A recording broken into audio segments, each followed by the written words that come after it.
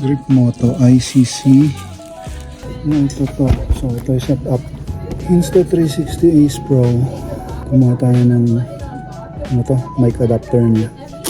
Nakabit natin itong Grip Moto ng mic na kinuha natin. ICC siya, so pwede natin i-connect sa ating intercom, which is a Freedcon KY Pro.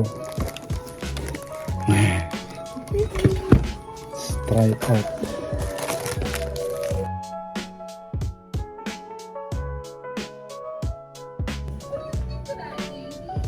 So ito yung mic, itatapat lang natin dun sa speaker ng Freedcon.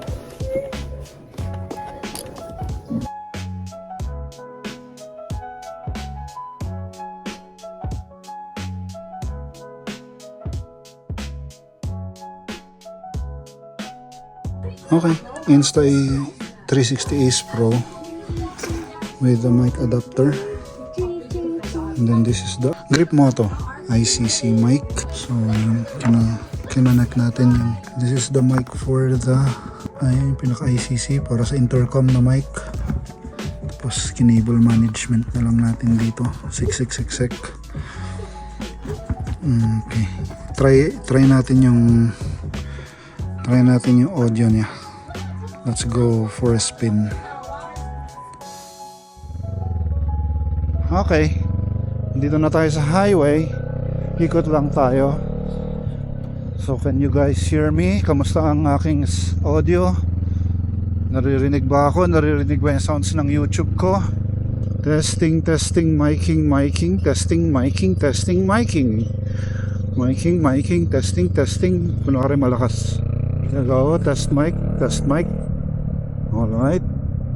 This item was purchased from Shopee. The name of the shop is Grip Moto. And this one's around 600, 700 yata. Nakalimutan ko. O 500. Basta around that amount. But that's only for the mic itself. I bought the mic adapter separately. And that's another 700 plus, I think. Para maganda ang tunog, ang audio ng mga videos. Pakikita ko sa inyo yung papunta ng radar. Pero hindi tayo makakakit kasi bawal. Tsaka nakasando lang ako. Okay. So ito po ang Barangay Dontogan. Ito po ang daanan papunta sa dating nauso na La Presa.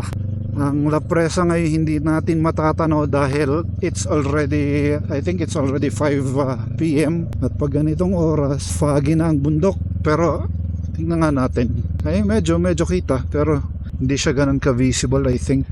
We'll see. So hindi tayo aakyat kasi bawal. May nagbabantay doon. Hindi ka basta-basta pwedeng umakyat. Kailangan ay residente ka doon para kapayagang umakyat.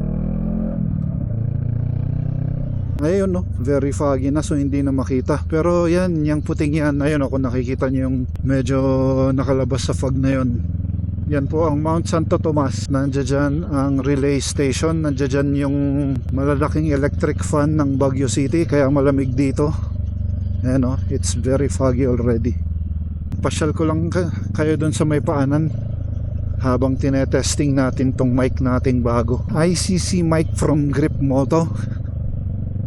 By the way, kung kukuha pala kayo nito, merong dalawang options dun eh. Either yung regular or yung GoPro Insta yata nakalagay. Yung isa kasi yun yung pang direct to the camera na, hindi na kailangan ng adapter. Kapag yung action cam mo need ng mic adapter, yung GoPro ang kukunin mo na variant. Parang itong sa akin, kinailangan ko ng mic adapter, so yun ang kinuha ko. I think yung GoPro kailangan din ng ganun kasi may media mode ang GoPro. Most probably kaya nga GoPro yung pinangalan dun sa variant na yun. Maginaw, tapos nakasando lang tayo. Matindi. Maginaw, nakasando, tapos nag-ride, tapos naka-shorts pa. Pero naka-shoes naman kahit papano. Look at that oh. It's foggy. It's very foggy. Fog is very common here in Baguio City, especially here in our area, Dontogan. Ito pong Duntogan ay outskirts na ng Baguio City. Ito yung kapag papunta ka ng Marcos Highway, yung may Petron Junction yung pa left. So really cool place. Kaya usually pag dito, it's a different world out here. Pag dito lumabas ka ng hapon na foggy na, so magja-jacket ka ng makapal. Tapos pagdating mo sa town, ang tirik pala ng araw. Eto, so hanggang dito lang tayo. Kasi yan o, yung guard, hindi na pwede. Ayan o, no entry, laki-laki.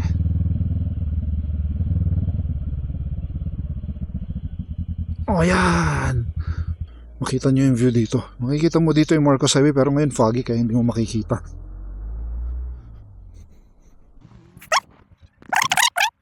There. Ayun na yung tunnel. Marcos Highway tunnel na yan. Papunta, paalis ng Baguio. Ito, pag umakyat ka dyan yung pa Santo Tomas. Dyan, Santo Tomas yan, paakyat. Kaso bawal nga umakyat. Ito, may nakabantay rito.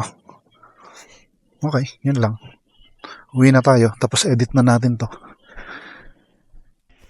Parang hindi umuubra kanina yung... Hindi ko narinig yung audio. Testing ulit natin nga habang naka-on to.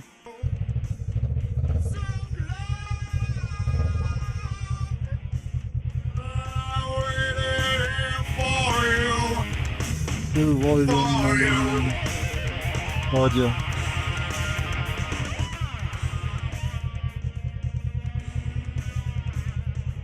%50 ng audio ng YouTube Music.